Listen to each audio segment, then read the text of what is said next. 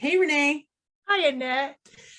All right. So we wanted to go ahead and let everybody know out there that we are going to start going live again. What? Yeah, Yes. Renee, you're going to get out of that office of yours. Woohoo. Why are we going live again, Annette? Well, as in speaking live, we've been doing it all from Zoom, that type of thing, but more and more places are opening up. And so we are going back on the speaking road again. Love it. Love it. So we found out why. Now what? What are we going to talk about? Well, it'd be the same message as what we've been doing, but a little bit more expanded. So it just depends on the atmosphere of where I'm speaking, but basically talking about the hope and healing that we found in Jesus.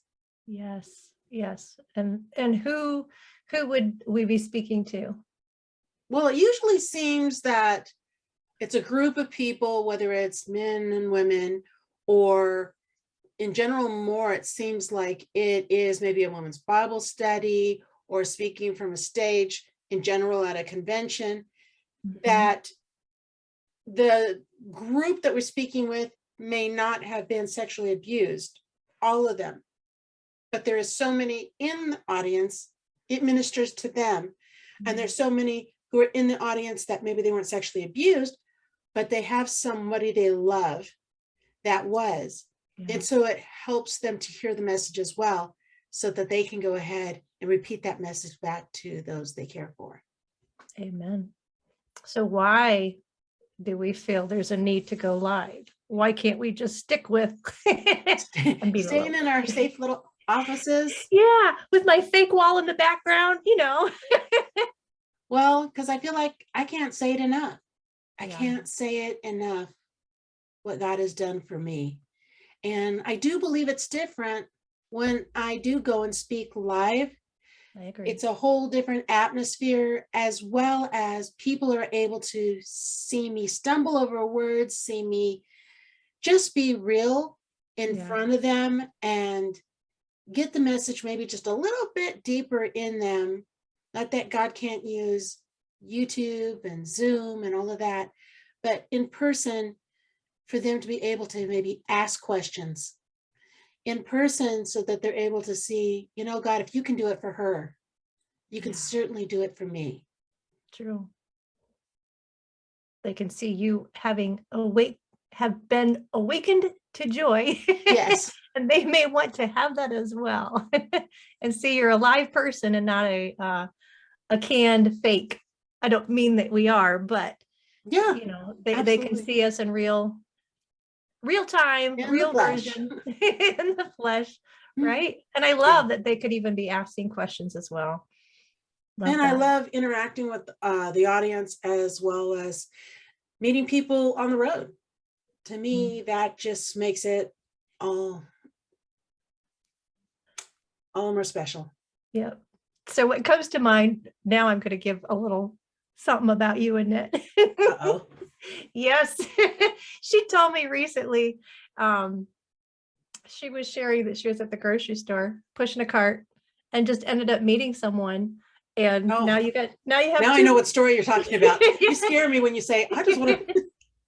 Yeah. And she started telling the story, just a story of hope about what Jesus was doing in her life. And then more people kept coming around. So I've got this vision of Annette with her shopping cart, a green shopping cart, the lady that she was originally talking to, and now there's 3 other carts that are just kind of hovered around, and they're just having the conversation at a grocery store. At a grocery store. So it happens. The story of what God can do in our life can be spoken anywhere. Correct? And yes. We want to get and we want to get out of just the grocery store and out of Zoom and out of podcast and go into more arenas. And that's why we're coming live here, or that's why we're doing this video, is to share the fact that we are ready to go again. And where would you be willing to go, Annette? Would it be a grocery store if they wanted to do the gathering there, or what else are you thinking? Well, usually it is in a Christian realm, but it doesn't have to be. I've done it at community centers. It doesn't matter where. A good fit is usually some sort of women's convention, gathering. It's not that I wouldn't speak with men present type thing. Men are sexually abused as well, but it just seems to be the hub that fits me, that little niche, as well as the niche of my age. It seems to fit into that as well. So That 30-year-old bracket.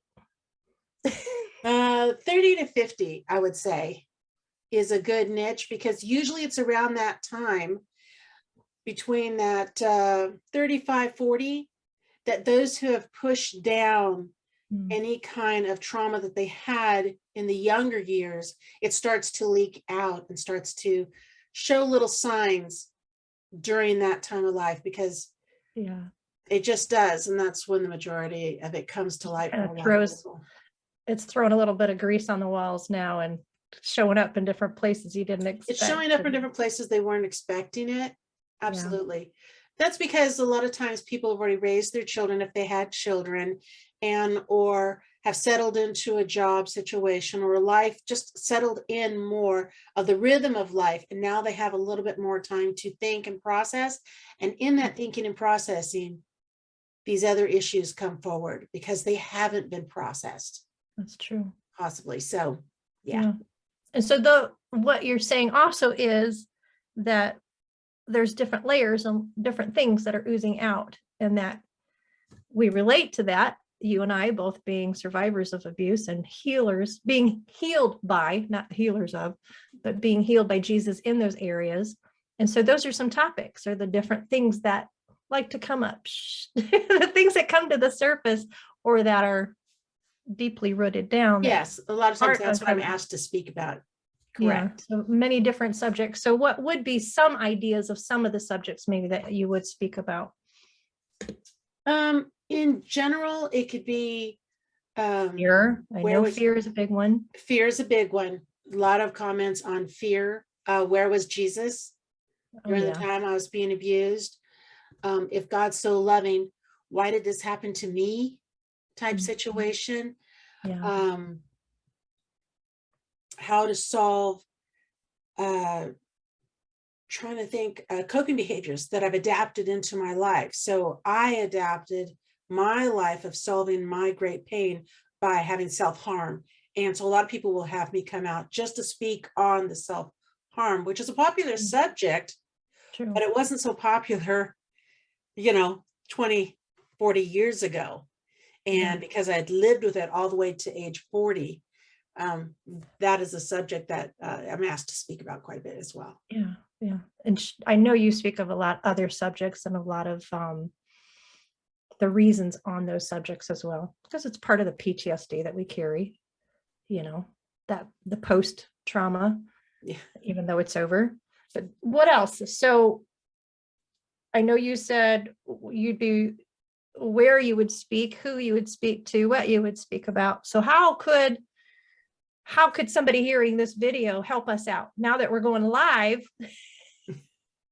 What could those across the screen, how can they help us out and get us connected to themselves or to other people? If they feel like this might be a fit for them or for some other group, they can go ahead and send maybe some of the YouTubes that we have out there. But for sure, they can just contact us, and we'll put the contact information down below after we go live here with this video, because it's just awake, the digit number 2 and the letter J, awake to J, which is short for awake to joy, at gmail.com. And they can contact us that way, wise, and we'd love to hear from them. Otherwise, again, we still would do a Zoom conference, things like that, but we also now are going live and we'll go in person. In fact, I will be traveling to California in May. And so it always is good if people can piggyback off of the travel, because it costs so much to travel these days. If they want to piggyback off of that and have me speak while I'm in California in like the second week of May, it'd be good if they contacted us immediately so we can get it booked right away. And this way they didn't have to pay for the travel. So a good deal. Good deal. Right? That's already being paid for. Yes. So speaking again, we're looking for, it could be as small as, you as the person hearing this video, gathering your friends together, and Annette being a living room or a conference room at a hotel or at the church that maybe you attend, or a library conference room, or it could be as big as during your retreats or during one of your conferences that you're doing, right? Yes. So large or small, we're just looking to get the message out there and to go live sharing that message. So, and Annette has some credentials there as well. And it's not to have you toot your own horn, but I think some people might miss that, Annette, you know, through, they might have gone on Facebook or gone on YouTube, but they may not know your background. They may not know what your credentialing is, or, you know, how do we vet this lady? How do we vet this lady? Well, yeah.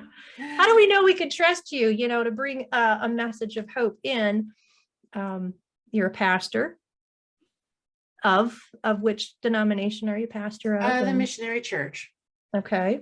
And I'm an ordained minister now at the Missionary Church, as well as the licensed pastor. But I did go to coaching courses as well as counseling courses, because I felt like even though I did attend school to become a pastor, there wasn't enough counseling courses there, because all that kept coming my way, and it still does to this day, are those who've been sexually abused like I was, and they were needing to hear the message and the hope of Jesus Christ. And I needed to have better tools. So I did go to school for that. That's good. And you're not just a student of it, but you've also practiced it. Yes. So, yeah. So Annette has coached both men, women. She has coached people overseas, missionaries. So, and I'm going to say young and old as well. Yes. And not pigeoning anybody in an age category, but she has a wide range of who she has served in being able to coach and counsel. That's what I kind of want to get out there. So she's not just somebody that's talking of her own experience, but she has experience of walking others through their ugly and helping them find the hope and find that healing. And that's a good way to put it. It is walking through the ugly. Yeah. But you got to step through so you can get to the other side. Yeah. Because it's there. So she's already told you guys, you can look below in the comments how to contact us.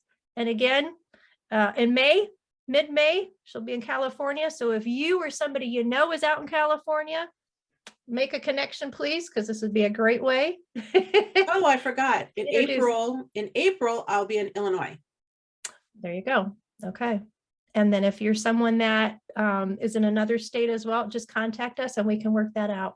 The nice thing is we look to always piggyback groups, you know, so that when we're somewhere, we can have more than one speaking opportunity, you know, different groups. So hopefully this planted a seed for you guys, and asking that you would pray for this new season for Annette and I. Yes. Hope to hear from you guys soon. Absolutely. We appreciate you all.